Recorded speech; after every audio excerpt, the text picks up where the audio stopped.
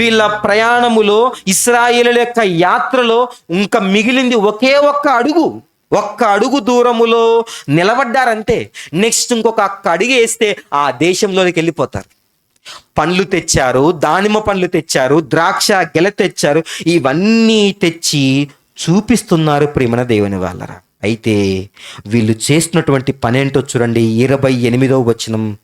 అయితే ఆ దేశములో నివసించు జనులు బలవంతులు, వారి పట్టణములు ప్రాకారము గలవి, అవి మిక్కిలు గొప్పవి, మరియు అక్కడ అనాకీయులను చూచితిమి. అమాలేకీయులు దక్షిణ దేశములో నివసించుచున్నారు. హిత్తీయులు, యబూసీయులు, అమోరీయులు కొండ దేశములో నివసించుచున్నారు. కనానీయులు సముద్రమునొద్దను యోర్దాను నదీ ప్రాంతములలో నివసించుచున్నారని చెప్పారు. దేని గురించి చెప్పమంటే దేని గురించి చెప్తున్నారమ్మా వీళ్ళు? దేవుడు ఏమన్నారు? ఒక జాగ్రఫీ సంథింగ్, అక్కడ ఉన్నటువంటి భూమి ఎలా నిస్సారంగా ఎలా ఉంది. మీరు వెళ్తారు కదా అక్కడికి, మీరు వెళ్ళినప్పుడు పంటలు పండించుకుంటారు, మీరు వెళ్ళినప్పుడు ఎటువంటి పండ్లు తింటారో ఇవన్నీ జస్ట్ ఒకసారి టెస్ట్ చేసి రాపోండి, టేస్ట్ చేసి రండి అన్నారు. పండ్ల గురించి చెప్పిన మాట ఒక్కటి, ఆ దేశము గురించి చెప్పినటువంటి మాట ఒక్కటి, అక్కడ ఉన్నటువంటి ప్రజల గురించి ఏం చెప్తున్నారో తెలుసా? అమ్మో వాళ్ళు బలవంతులు. అక్కడ ఉన్నటువంటి ఒక్కొక్క వర్గాన్ని గురించి వివరించడం మొదలు పెడుతున్నారు ప్రియమైన దేవుని వాళ్ళ. ఇంకా ఏమని వివరిస్తున్నారో తెలుసా? 32వ వచనం చూడండి, 31వ వచనం.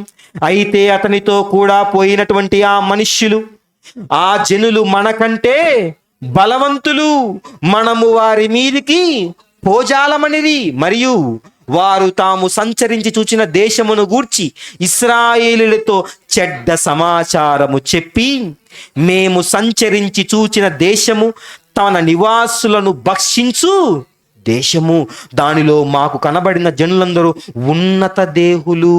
ఇంకా 33వ వచనం. అక్కడ నెఫీలుల సంబంధులైన అనాకు వంశపు నెఫీలను చూచితిమి, మా దృష్టికి మేము మిడతల వలె ఉంటిమి, వారి దృష్టికి అట్లే ఉంటిమి. వెళ్ళినటువంటి ఈ వేగుల వారు ఈ 12 మందిలో కొంతమంది ఎలా చెబుతున్నారు తెలుసా? మోషే గారి దగ్గరకు వచ్చి, సర్వ సమాజం ఎదుటికొచ్చి, అమ్మో అక్కడున్న ప్రజలు, అక్కడున్న దేశ నివాసులు ఎలాంటి వాళ్ళు తెలుసా?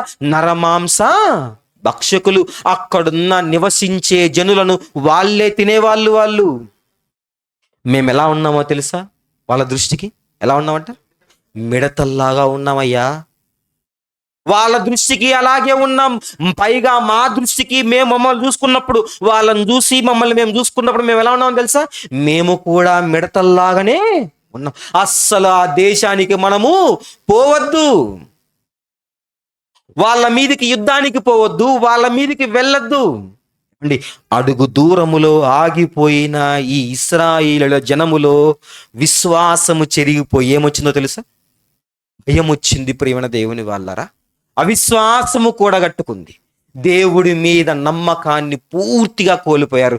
లోక సంబంధమైన శ్రమను చూసినప్పుడు అనుభవించారా? అనుభవించలేదు. జస్ట్ చూసి భయపడిపోయారు, చూసి జడిశారు. చెయ్యమన్నదొకటి, చూసి రమ్మన్నదొకటి, వాళ్ళు చూసిందొకటి. చూసిన తర్వాత ఏం సమాచారం అంటది? పైగా చెడ్డ సమాచారం. ఇంత ఉంటే అక్కడ ఏం చెప్తున్నారంట? ఇంత చేసి చెబుతున్నారు. కనబడుతున్నది కొంత, వాళ్ళ శక్తి కొంత, కానీ వీళ్ళు ఊహించుకుంటున్నది ఎంతో తెలుసా? అమ్మో అమ్మో నెఫీలీలు, ఉన్నత దేహులు. ద్రాక్ష పండ్లు ఎగిరిపోయాయి, అంజూర పండ్లు ఎగిరిపోయాయి, దానిమ్మ పండ్లు పక్కన పడిపోయాయి. ఒక్కొక్కరు వర్ణించి చెబుతున్నారు ప్రియమైన దేవుని వల్ల. అమోరీయులు, కనానీయులు, హిత్తీలు, అబ్బో ఒక్కొక్కడు ఎలా ఉన్నాడో తెలుసా? మిడతలమయ్యా మేము, మిడతలు. పైగా మిడతలను పట్టుకొని మరీ చూపిస్తున్నారు. చూసావు ఈ మిడత ఎలా ఉందో? ఆ మిడతను పట్టుకొని చూపిస్తున్నారు ప్రియమైన దేవుని వల్ల. ఈ మిడతను చూడండి, ఇది ఎలా ఉందో చూడండి. ఇలా మేమున్నాం వాళ్ళ దృష్టికి. మేము పోతే మమ్మల్ని ఇలా పిసికేస్తారు వాళ్ళు. పండ్లను పిసికినట్టు, మిడతలను పిసికినట్టు మమ్మల్ని పిసికేస్తారయ్యా. భయము పుట్టింది ప్రియమైన దేవుని వాళ్ళ. పైగా వీళ్ళ ఇలా చెప్పిన తర్వాత వెంటనే ఏం జరుగుతుందో చూడండి. 14వ అధ్యాయము. అప్పుడు సర్వ సమాజము ఎలిగెత్తి కేకలు ఏమండి భయాన్ని పుట్టించారు ప్రియమైన దేవుని వాళ్ళారా. పోయింది ఎంతమంది అమ్మా? 12 మంది. ఈ 12 మందిలో 10 మంది చెప్పినటువంటి మాటలకి ఇద్దరు మాత్రమే మంచి మాటలు మాట్లాడతారు. ఇద్దరు మాత్రమే దేవునికి అనుకూలంగా మాట్లాడతారు. ఈ ఇద్దరు మాట్లాడిన మాటలు పక్కన పెట్టి ఈ 10 మంది చెప్పినటువంటి ఈ మాటలకి సర్వ సమాజం ఏం చేసినట్టమ్మా? ఎలుగెత్తి కేకలేసరి. ప్రజలు ఆ రాత్రి ఎలుగెత్తి దేనికి ఏడుస్తున్నారు? ఇల్లు ఎర్ర సముద్రాన్ని పాయలైనప్పుడు చూడలేదా ఇల్లు? 10 తెగుళ్ళు మిడతల దండునే ఒక దేశం మీదికి రప్పించి ఆవరించినప్పుడు ఇశ్రాయేలీయులు చూడలేదా? సంహారపు దూత ఒక్క రాత్రే కొన్ని లక్షల మందిని మట్టుబెట్టినటువంటి సంగతి ఇశ్రాయేలీయులు గమనించలేదా?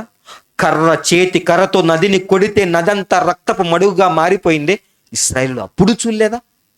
ముందు అగ్నిస్తంభము వెనక మేఘస్తంభము నడిచినప్పుడు ఇశ్రాయేలీయులు చూడలేదా? ఐగుప్తు మహా సైన్యమంతా నీళ్ళల్లో కొట్టుమిట్టాడకుండా చనిపోయినప్పుడు ఐగుప్తీయులు కళ్ళతో చూశారే. ఇప్పుడు వీళ్ళని చూసి జడుచుకుంటున్నారు. రాత్రంతా ఏం చేశారంటమ్మా? ఏడుస్తున్నారట. ఎలా చెప్పారో ఒక్కసారి అర్థం చేసుకోండి. ఎంతలా చెప్పింటారో అర్థం చేసుకోండి. 10 మంది లక్షల మందిని ప్రభావితం చేశారు. 10 మంది, కేవలం 10 మంది చూసెచ్చి చెప్పిన దానికి లక్షల మంది రాత్రికి రాత్రి ఏడ్చుకుంటూ కూర్చుంటున్నారు ప్రేమ దేవుని వల్ల. ఇంకా ఏమంటున్నారట? మరియు ఇశ్రాయేల్ అందరూ మోషే అహరోనుల పైన ఆల్రెడీ సనువుకున్నారు ఇంతకు ముందు. తర్వాత ఆ సర్వ సమాజము, అయ్యో ఐగుప్తులో మేమేలా సావలేదు, ఈ అరణ్యమందు మేమేలా చావలేదు, మేము కత్తి వాత పడినట్లు యెహోవా మమ్మును ఈ దేశములోనికి ఎలా తీసుకొని వచ్చెను, మా భార్యలు మా పిల్లలు కొల్లపోవుదురు, తిరిగి ఐగుప్తునకు వెళ్ళుట మాకు.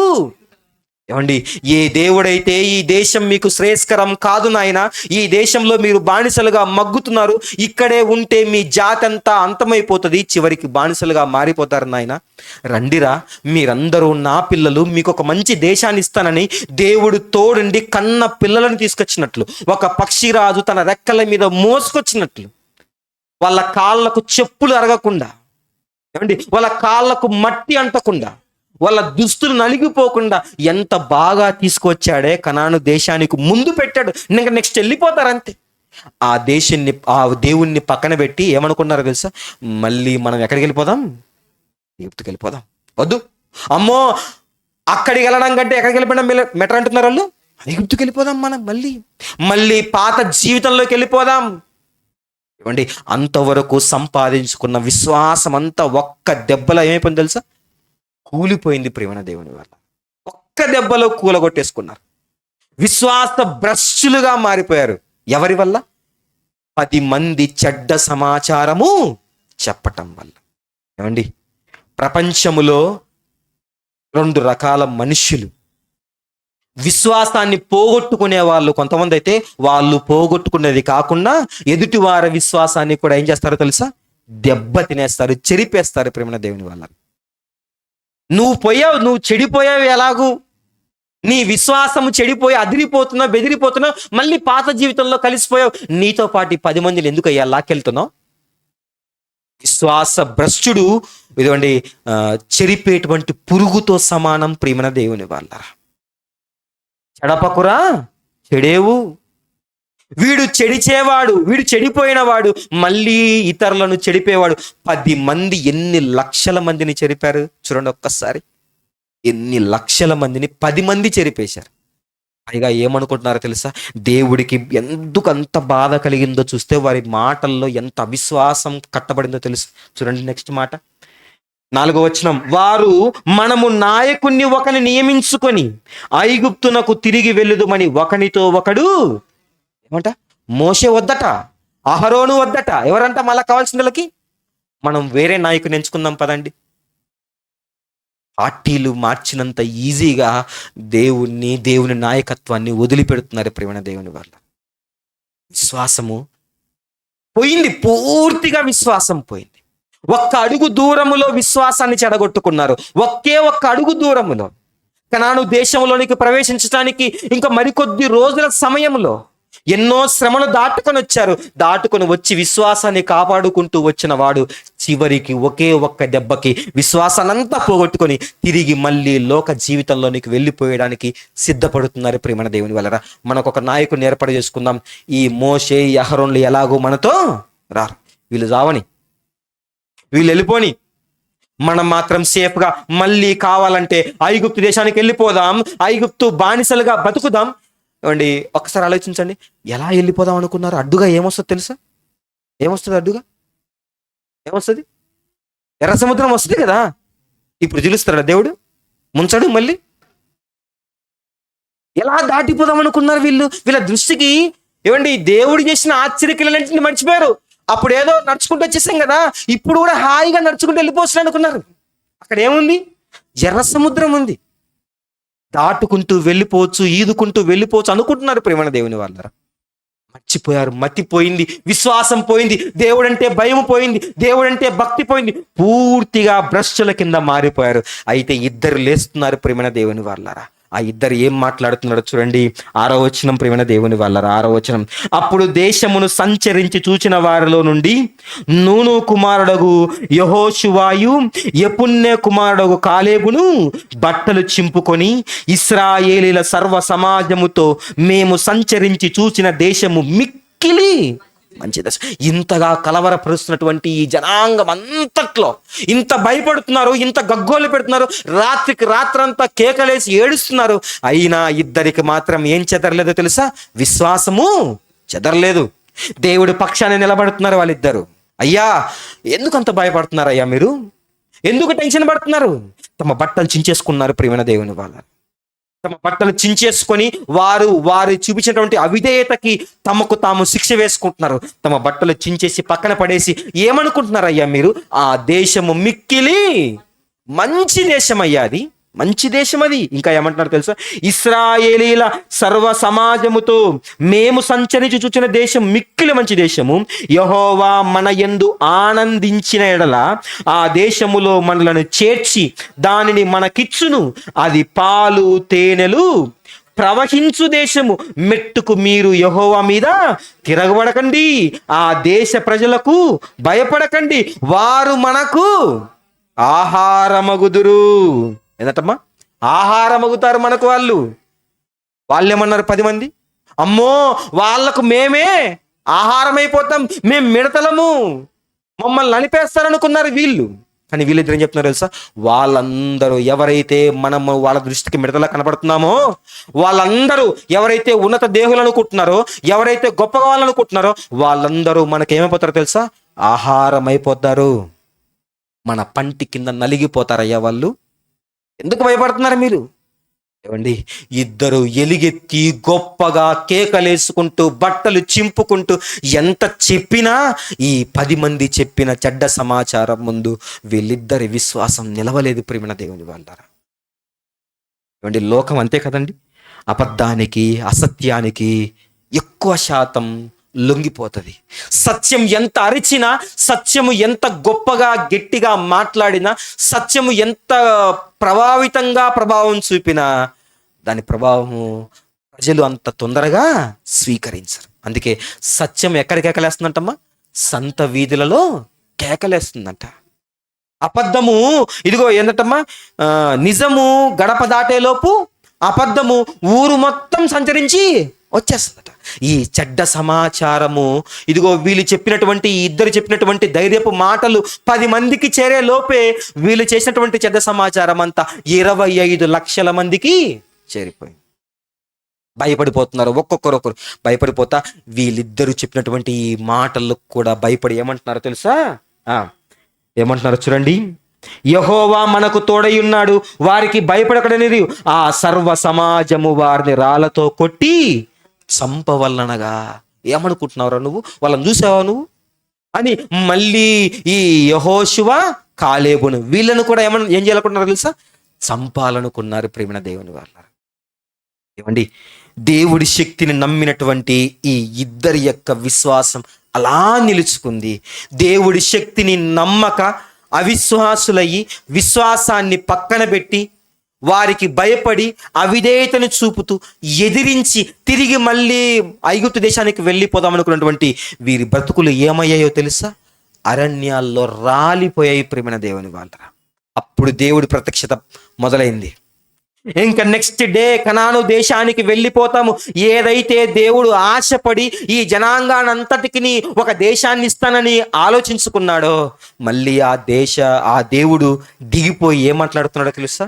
చూడండి ప్రియమైన దేవుని వాళ్ళరా, 14వ అధ్యాయం 22వ వచనం. ప్రియమైన దేవుని వాళ్ళరా, నేను ఐగుప్తులోను అరణ్యములోను చేసిన సూచక్రియలను నా మహిమను చూచిన ఈ మనుష్యులందరూ ఈ 10 మారులు నా మాట వినక నన్ను పరిశోధించారయ్యా. నన్నే టెస్ట్ చేశారు వీళ్ళు.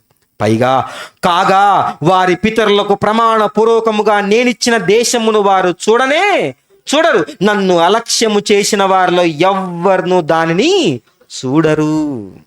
పైగా ఏం చెప్తున్నాడో తెలుసా?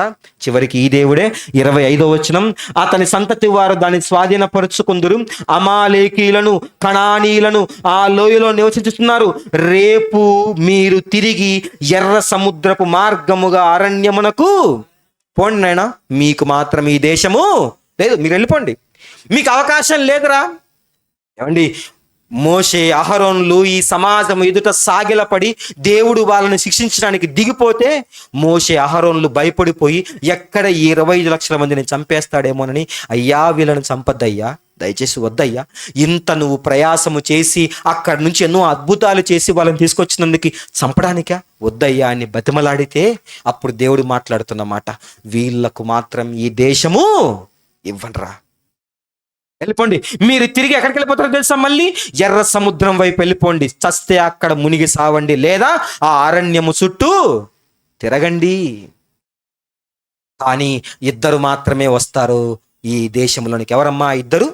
ఎవరైతే విశ్వాసాన్ని నిలుపుకున్నారో, ఎవరైతే దేవుని విశ్వాసాన్ని ఉన్నది ఉన్నట్టుగా ప్రకటించారో వాళ్ళు మాత్రమే చేరతారు.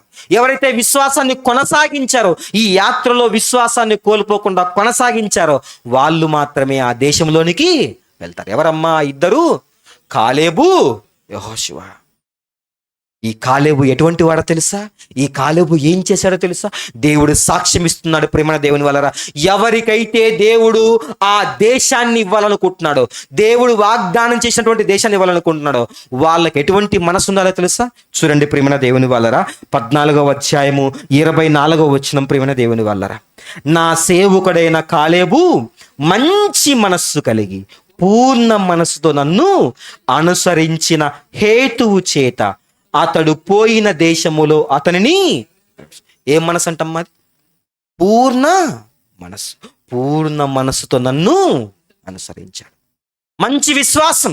ఆ విశ్వాసం ఎక్కడా కోల్పోలేదు, ఆ విశ్వాసం ఎక్కడా తొలగలేదు. ఒకవేళ వాళ్ళు నెఫిలీలే కావచ్చు, ఒకవేళ వాళ్ళు ఉన్నత దేహులే కావచ్చు, కానీ నా మీద పెట్టుకున్న విశ్వాసము అతడు చూచిన దానికంటే ఏంటో తెలుసా?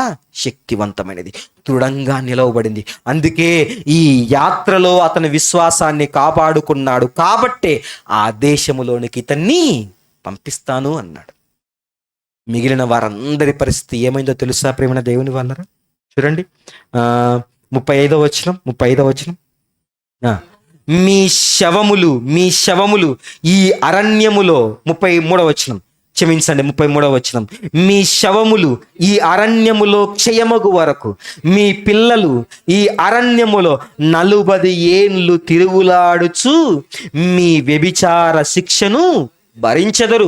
మీరు ఆ దేశమును సంచరించి చూచిన 40 దినముల లెక్క ప్రకారము దినమునకు 1 సంవత్సరము చొప్పున 40 సంవత్సరములు మీ దోష శిక్షను భరించి నేను మిమ్మును రోసివేసినట్టు తెలుసుకొందురు. 40 దినాలు సంచరించారు కదా ఆ దేశములో, జస్ట్ పిక్నిక్ వెళ్ళారు కదా. ఇప్పుడు మీకు ఇంకొక టూర్ పెడతాను. ఏంటో తెలుసా టూర్? 40 ఏళ్ళు అరణ్యములోనే తిరగండి. ఒకే ఒక్క అరణ్యము చుట్టూ తిరుగుతుంటారు ప్రియమైన దేవుని వాళ్ళరా. ఒకరికి మీద యుద్ధానికి వెళ్తారు, వాళ్ళు తరుముతారు, మళ్ళీ ఇంకొక ప్రదేశంలోకి వెళ్ళిపోతారు, మళ్ళీ వాళ్ళు తరుముతారు, ఇంకొక ప్రదేశంలోకి వెళ్ళిపోతారు. అరణ్యము చుట్టే కళ్ళ ముందు కనాను దేశాన్ని చూసుకుంటూ దేశ దిమ్మరులై తిరుగుతూ పోతారు. దేనికి? ఎందువల్ల? విశ్వాసాన్ని చెడగొట్టుకోవటం వల్ల, అడుగు దూరములో విశ్వాసాన్ని పోగొట్టుకోవటం వల్ల తమ పొందుకోవలసిన దేశాన్ని కోల్పోయారు. అంతేకాదు, చివరికి 40 ఏళ్ళు ఎన్ని దినాలైతే ఆ 40 డేస్ ఆ దేశంలో ప్రయాణించారో ఆ 40 డేస్ ఎంతగా మారిపోయింది తెలుసా? దినమునకు ఒక సంవత్సరం. దేవుడి లెక్కలు ఎలా ఉంటాయి చూడండి ఒకసారి. అప్పుడప్పుడు ప్రసంగ గ్రంథంలో ఉంటుంది ఆ మాట, నీ ఇష్టం వచ్చినట్టు బ్రతుకు. ఏమంటాడు? యవ్వనుడా, నీ యవన కాలమందు సంతోషించు, నీ ఇష్టం వచ్చినట్టు బ్రతుకు. అయితే అని ఒక కండిషన్ పెడతాడు. ఏమంటాడో తెలుసా? వాటన్నిటినీ ఏం చేస్తాడట? లెక్క. ఏంటో తెలుసా దేవుని లెక్క? ఇప్పుడు అర్థమైందా దేవుని లెక్క? 1 డే సంతోషంగా ఉన్నావు అనుకో, 1 year ఏం చేస్తాడు నిన్ను? అది దేశ దిమ్మరి లెక్క తిప్పుతూ ఉంటాడు. ప్రేమైన దేవుని వల్ల మనం అనుభవిస్తున్న శ్రమలన్నీ ఏదో ఒక రోజు, ఎప్పుడో ఒకప్పుడు మన జీవితంలో దేవుడికి వ్యతిరేకంగా నడిచిన ఆ క్షణానికి బదులుగా ఈ రోజు ఇంత శాపం మనం అనుభవిస్తున్నాం. ప్రేమైన దేవుని వాళ్ళరా, విశ్వాసాన్ని ఎప్పుడు కోల్పోకూడదు. మనం జరుగుతుంది ఏంటో తెలుసా? ఆ రోజు ఇశ్రాయేలుడు చేసింది కనాను యాత్ర అయితే, ఈ రోజు క్రైస్తవులంగా మనం చేస్తున్నది ఏంటో తెలుసా? పరమ కనాను యాత్ర. ఆ రోజు వాళ్ళు విశ్వాసాన్ని కాపాడుకుంటూ ముందుకు సాగారు. ఈ రోజు మనము విశ్వాసాన్ని కాపాడుకుంటూ ముందుకు సాగుతున్నాం. ఆ రోజు ఒక రోజు వాళ్ళు విశ్వాసాన్ని వదులుకొని ఒక్క అడుగు దూరములో, కనానుకు ఒక్క అడుగు దూరములో తమ జీవితాలను కూలగొట్టుకున్నారు. ఈ రోజు పరలోకానికి ఒక్క అడుగు దూరంలో ఎన్ని జీవితాలు రాలిపోతున్నాయో. రేపు నిన్ను తీసుకెళ్లి పరలోకంలో ఉంచుదాం అనుకుంటాడు.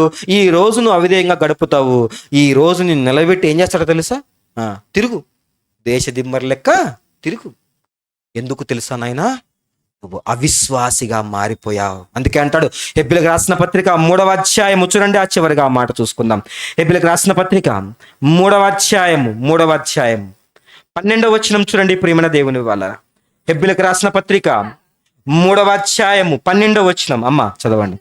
సహోదరులారా, జీవము గల దేవుణ్ణి విడిచిపోవునట్టి విశ్వాసము లేని దుష్ట హృదయము మీలో ఎవని యందైనను ఒకవేళ ఉండునేమో అని జాగ్రత్తగా చూసుకోండి. ఏం దుష్ట హృదయం అంటమ్మా? విశ్వాసము లేని దుష్ట హృదయం. దేవుణ్ణి విడిచిపెట్టి విశ్వాసము లేని దుష్ట హృదయం. ఏమండి, దేవుణ్ణి విడిచిపెట్టామా ఎప్పుడైనా? క్రైస్తవులం అండి మేము ఎవరనుకుంటున్నామండి? మేము క్రైస్తవులం అండి, పుట్టు క్రైస్తవులం మేము.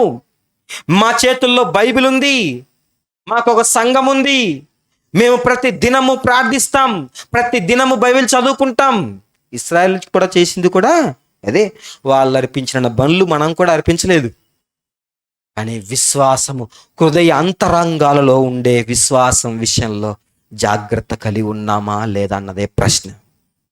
చిన్న సమస్య రాగానే ఒడిదుడుకులు, అమ్మో ఈ సమస్య అంటే నీ విశ్వాసం ఏ పైన ఉంటుందో తెలుసా? కోల్పోయినట్టు. ఆ రోజు వాళ్ళు అనుకున్నారే, అమ్మో అమ్మోనీయులు, అమ్మో కనానీయులు, అమ్మో హిత్తీలు అన్నారు కదా వాళ్ళు. ఈ రోజు అమ్మో ఈ సమస్యనా, అమ్మో ఈ రోగమా, అమ్మో ఈ కష్టమా నువ్వు అనుకుంటున్నావంటే ఎవరి శక్తిని నువ్వు తక్కువ చేసినట్టో తెలుసా? దేవుని శక్తిని నువ్వు తక్కువ చేసినట్టు. నీ కళ్ళ ముందు కనపడుతున్న ఏ సమస్య అయినా, అది ఖడ్గమైనా, అది శ్రమ అయినా, అది హింస అయినా, బాధ అయినా, మరి ఏదైనా సరే, క్రీస్తు ప్రేమ ముందు, నీ విశ్వాసం ముందు ప్రతిదీ ఏమైపోవాలి తెలుసా? చిన్నదిగా మారిపోవాలి. దేవుని కంటే సమస్యను పెద్దగా చూశావో, నీ విశ్వాసపు యాత్రలో నువ్వు ఒక్క అడుగు దూరములోనే దేవునికి దూరంగా మారిపోయినట్టు. అందుకే అంటున్నాడు దాని తర్వాత, నేడు మీరు ఆయన శబ్దమును వినినేడలా. ఈరోజు విన్నాను కదా దేవుడి మాట, శబ్దమును వినినేడలా కోపము పుట్టించినప్పటి వలె మీ హృదయములను కఠినపరచుకొనకొడి అని ఆయన చెప్పెను గనక, పాపం వలన కలుగు భ్రమ చేత మీలో ఎవడును కఠినపరచబడుకుంటున్నట్లు నేడు అనబడు సమయం ఉండగానే ప్రతి దినము ఒకరికొకడు బుద్ధి చెప్పుకొనుడి.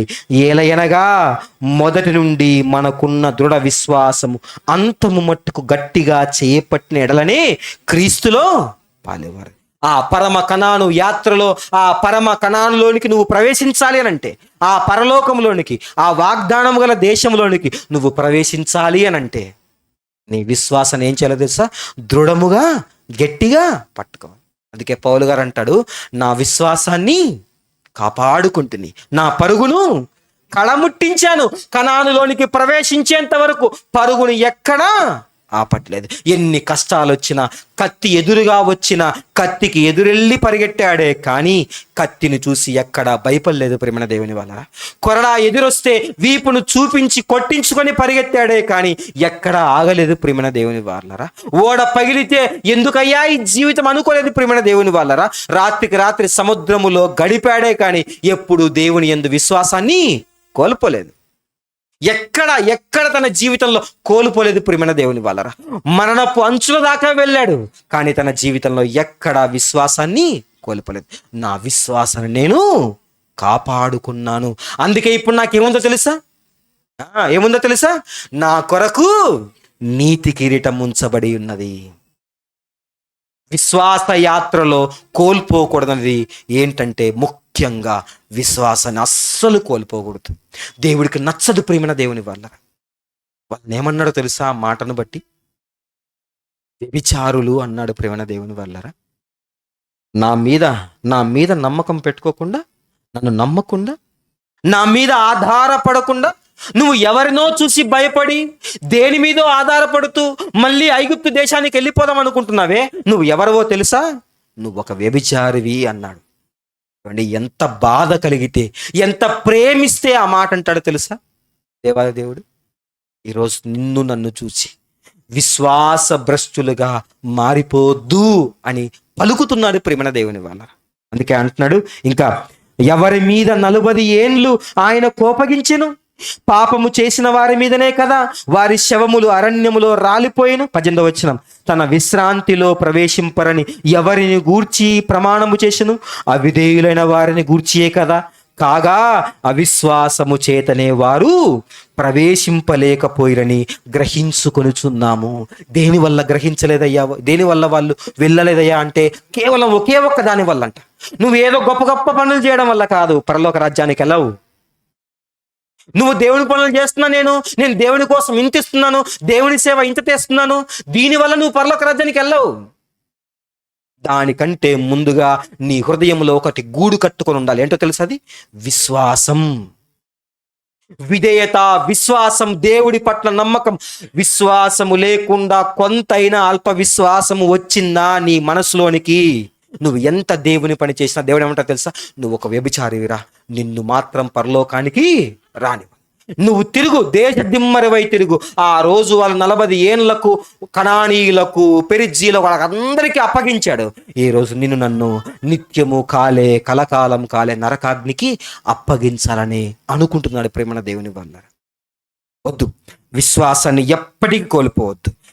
క్రైస్తవుని యొక్క విశ్వాస యాత్రలో మనకు ఉండాల్సింది ఒకే ఒక్కటి, విశ్వాసం. ఎన్నన్నా రాని ట్రైన్ వెళ్తుంది అనుకోండి, ఏ చిన్న అవాంతరం వచ్చినా అది ఆగదు, అది వెళ్తూనే ఉంటుంది.